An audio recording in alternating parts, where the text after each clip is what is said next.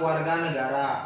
Pelanggaran hak adalah setiap perbuatan seorang atau kelompok orang termasuk aparat negara, baik disengaja maupun tidak disengaja, atau kelainan yang secara hukum mengurangi, menghalangi, membatasi, dan atau mencabut hak asasi seseorang atau kelompok orang yang dijamin oleh undang-undang, dan tidak mendapatkan atau dikhawatirkan tidak memperoleh penyelesaian hukum yang adil dan benar berdasarkan mekanisme hukum yang berlaku. Assalamualaikum warahmatullahi wabarakatuh. Saya Muhammad Ihsan dari kelas IPS 12 IPS 1 akan menyampaikan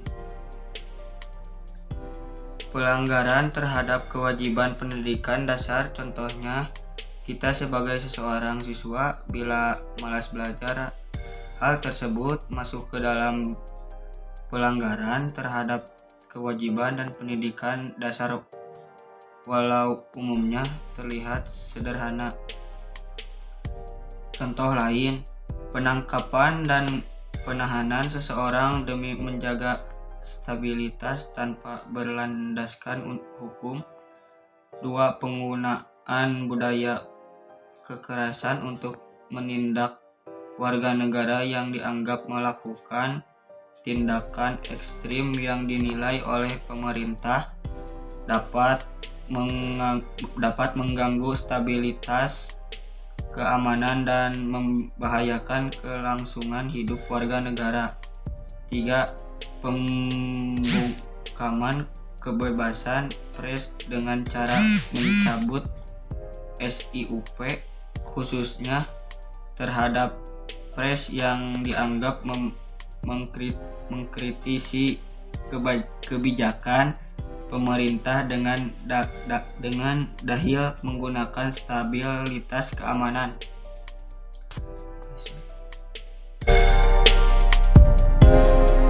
Assalamualaikum warahmatullahi wabarakatuh. Saya Muhammad Abdul Rejibi. Saya ingin menyampaikan tugas PPKN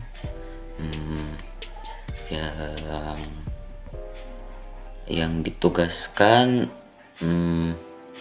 tidak ikut serta dalam mencapai tujuan pembangunan nasional.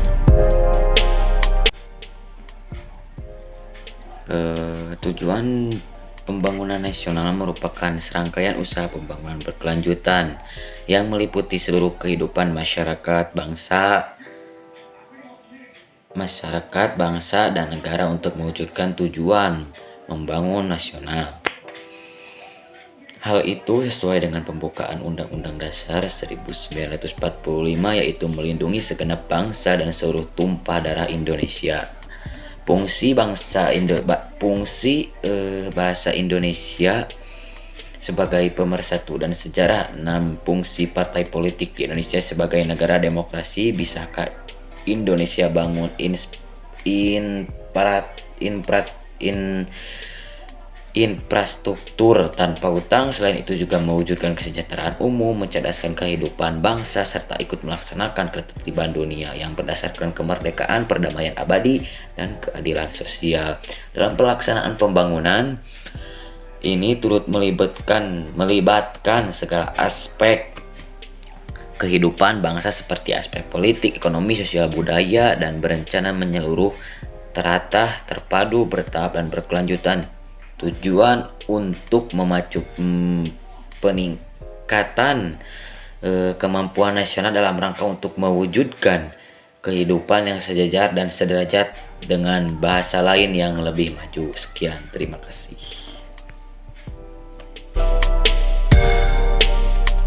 Assalamualaikum warahmatullahi wabarakatuh. Bela negara adalah sikap tekad perilaku warga negara yang menunjukkan kecintaannya kepada sebuah negara, mulai anak-anak sampai orang tua. Upaya bela negara diperlukan karena adanya tanggung jawab untuk mempertahankan keutuhan negara. Upaya bela negara selain sebagai kewajiban dasar manusia juga merupakan kehormatan bagi setiap warga negara yang melaksanakan dengan penuh kesadaran, tanggung jawab, dan rela berkorban dalam pengabdian kepada bangsa dan negara. 1. Mempertahankan kelangsungan hidup bangsa dan negara. 2. Melestarikan budaya. 3. Menjalankan nilai-nilai Pancasila. 4. Berbuat terbaik kepada bangsa dan negara. 4. Berbuat yang terbaik bagi bangsa dan negara. 5. Menjaga identitas dan integritas bangsa dan negara. Adapun fungsi bela negara terdapat 4 bagian. 1. Mempertahankan negara dari berbagai ancaman. 2. Menjaga keutuhan wilayah negara. 3. Merupakan kewajiban setiap warga negara. 4. Merupakan panggilan sejarah. Manfaat bela negara terbagi menjadi 10. 1. Membentuk sikap disiplin, waktu aktivitas, dan pengaturan kegiatan lain. 2. Membentuk jiwa kebersamaan dan solidaritas antara sesama rekan dan rekan seperjuangan. 3. Membentuk mental fisik dan tangguh. 4. Menanamkan rasa kecintaan kepada bangsa dan patriotisme sesuai dengan kemampuan diri. 5. Melatih jiwa leadership dalam memimpin diri sendiri maupun kelompok. 6. Membentuk iman dan takwa pada agama yang dianut masing-masing individu. 7. Berbakti kepada orang tua, bangsa, dan agama. 8. Melatih kecepatan, ketangkasan, ketepatan individu dalam melaksanakan kegiatan. 9. Menghilangkan sikap negatif seperti malas, apatis, boros, egois, dan tidak disiplin. 10. Membentuk perilaku jujur, tegas, adil, tepat, dan kepedulian antar sesama.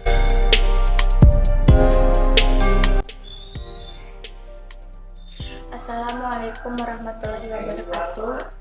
Sebelum saya memberikan contoh pelanggaran hak asasi manusia yang ada di Indonesia, saya akan menjelaskan dulu apa itu pengertian hak asasi manusia. Hak asasi manusia adalah hak yang melekat pada semua manusia tanpa memandang ras, jenis kelamin, suku kebangsaan, agama, dan status lainnya. Contoh pelanggaran hak asasi manusia yang ada di Indonesia. 1. Kerusuhan Tanjung Priok pada tanggal 12 September 1984. Dalam kasus ini, 24 tewas, 36 orang luka berat, dan 19 orang luka ringan. Dalam kasus ini, 4 orang mahasiswa tewas. Pelanggaran HAM yang termasuk berat lainnya adalah penculikan aktivis pada 1997 sampai 1998. Dalam kasus ini 23 orang dinyatakan hilang. Dengan rincian, 9 orang diantaranya dinyatakan dibebaskan dan 13 orang belum ditemukan sampai saat ini. Penggelapan pajak. Penggelapan pajak yaitu secara ilegal terhadap objek pajak yang dilakukan oleh perorangan maupun korporasi.